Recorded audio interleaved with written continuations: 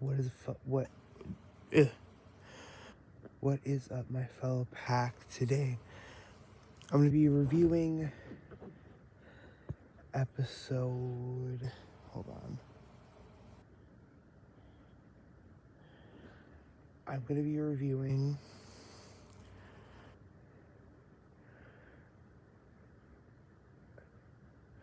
Daryl Dixon season 3, episode 6, and I'm excited, dude. So hold on. So the episode starts off with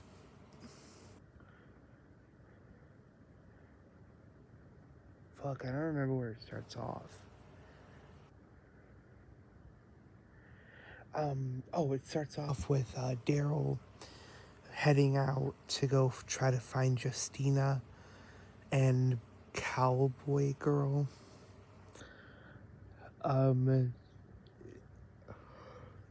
Decides to go with him. And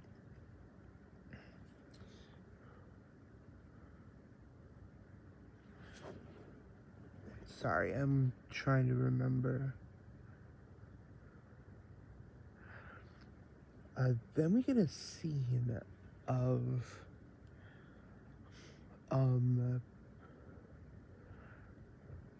Fede, I think his name is Fede, talking to his mom, and his mom is like, you know, you used to be just like Roberto. You used to love somebody. And then it's revealed that Fede was having an affair with, or I should say, Roberto's mom was having an affair with Fede. I think, because it looked exactly like her, like the picture Fede pulled out looked exactly like Roberto's mom. So I was thinking that they're the same person, then immediately it cuts to a television of Roberto, Fede, and Antonio. Or no, not Fede. Roberto's mom, Roberto, and Fede at like an amusement park before the apocalypse. And yeah, that sent alarm bells that, hell, Roberto might not even be Antonio's son. I'm scared that that's going to be a reveal. But yeah, so Daryl and Cowboy Girl are like walking around, and then they get surrounded by zombies because Cowboy Girl brought him to this place because she has friends, and then they take him in, and she recognizes the leader girl immediately and then hug it out. Then there's another group, like so many groups. Also, sorry if I sound unmotivated to make this video. I swear I am. It's very late. It's literally 2:28 a.m. But anyway,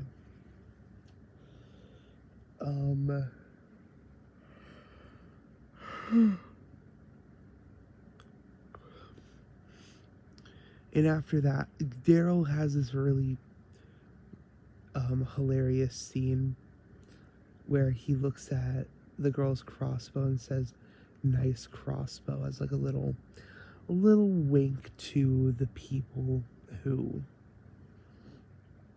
miss his crossbow. I miss his crossbow, but I understand that his crossbow was gonna get him killed at some point. But yeah, just a cute little nod to it.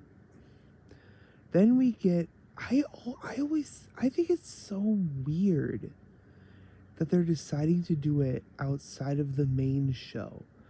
But we're getting flashbacks of Daryl's past.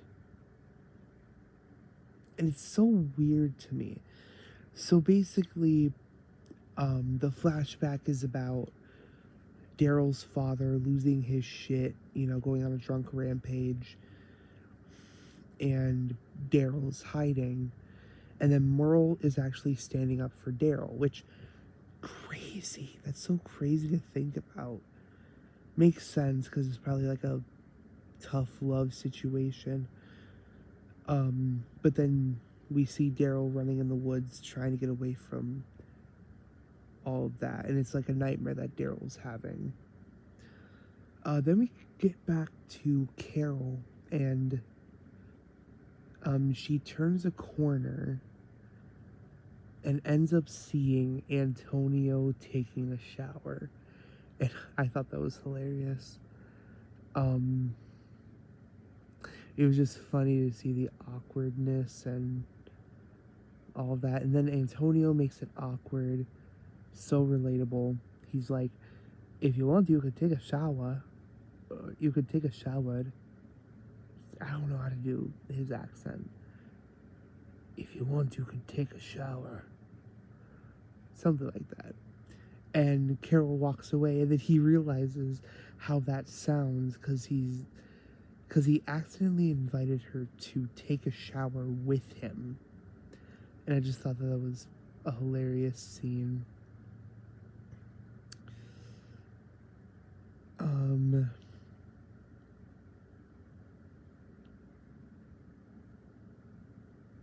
Oh yeah.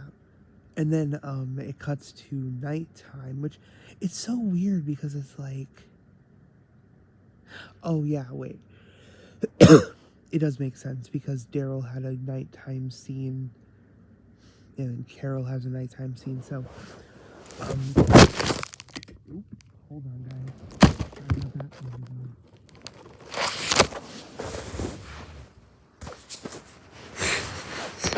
Sorry about that. Sorry about that.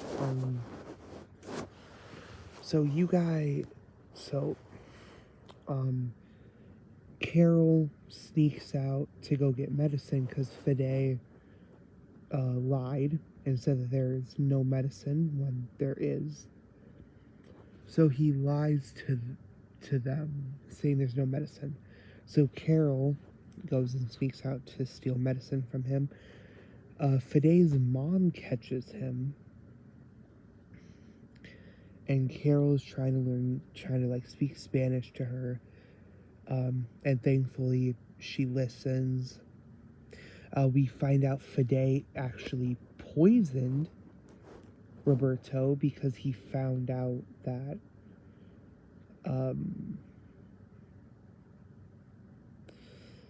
that Fide is an awful person. So yeah, that whole scene happens, and then we get to Daryl again, and he finds Justine in this cage-like thing, and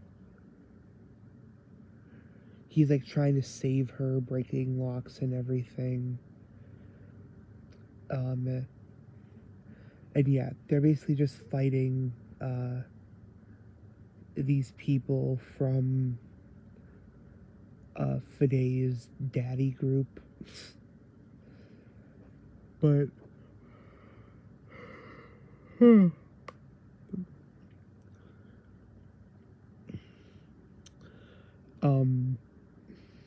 the new girl, the leader girl,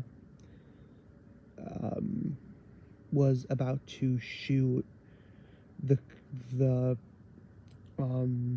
truck with Cowboy Girl's girlfriend in there, and Cowboy Girl knocks the rocket launcher out of leader girl's hand, and then it shoots off into the wall, causing a bunch of zombies to come in. And she's gonna shoot the main guy, and the main guy shoots her. And I'm like, oh, okay, damn. But then she gets mauled by zombies. Let me tell you how stupid this scene was. She got shot in the shoulder, right?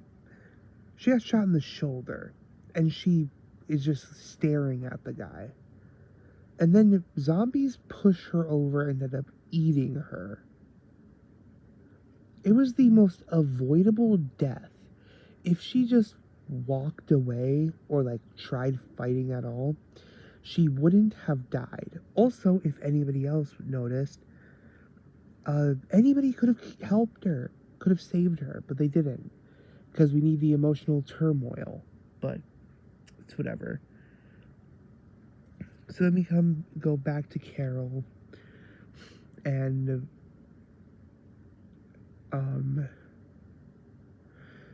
Carol and Antonio are like fighting and arguing, and Carol's like, why can't you leave?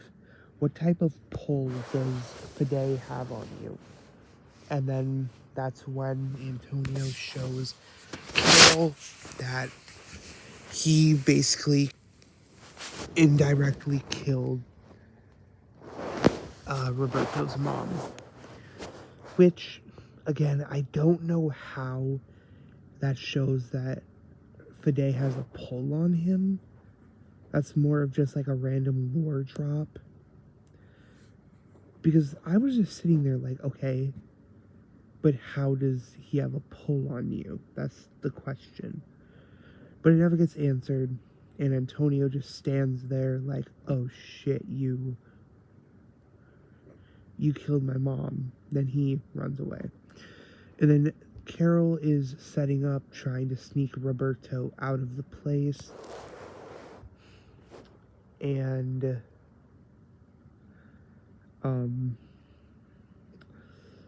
Antonio's like, you know, the way you care for my son, it's really enduring, and he doesn't know how to show his appreciation, so he ends up kissing Carol, and Carol kisses him back. And I feel like this is the most raw, real relationship Carol has been in.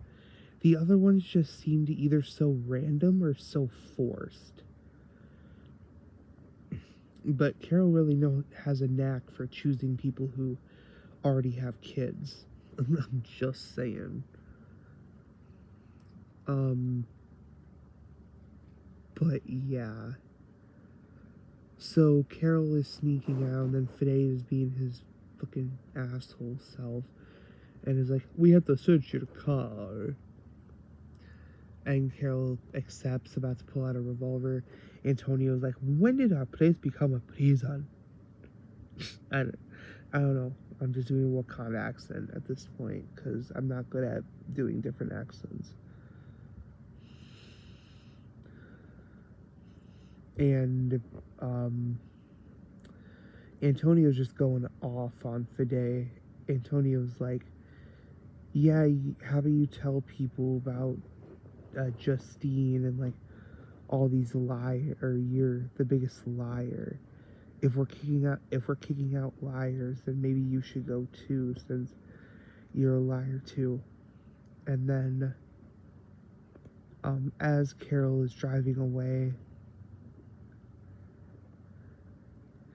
we get this scene where Antonio is in the ambulance with his wife.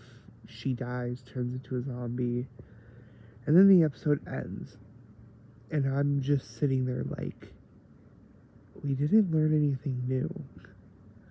We're on the final episode, and we still don't know how Fide has a pull on Antonio. But yeah, I liked this episode. I liked how high stakes it was, other than like obviously the death that was like so avoided. It was such a dumb death. I'm sorry. But yeah, I give this episode honestly an 8 out of 10, a pure 8 out of 10. It wasn't bad enough to where I gave it a low rating, but it's not like breathtaking where I give it a 10 out of 10. But yeah, this episode had a lot of emotional turmoil, which I liked. It had a lot of sweet moments, which I like. Has a lot of action moments, which again I liked. But yeah, that's about it for my review. I'm sorry it's a little bit lackluster. Just it is so late. And then I gotta do a My Hero Academia review at some point soon. But make sure to like, share, subscribe, turn on notifications, and yeah, see you guys later.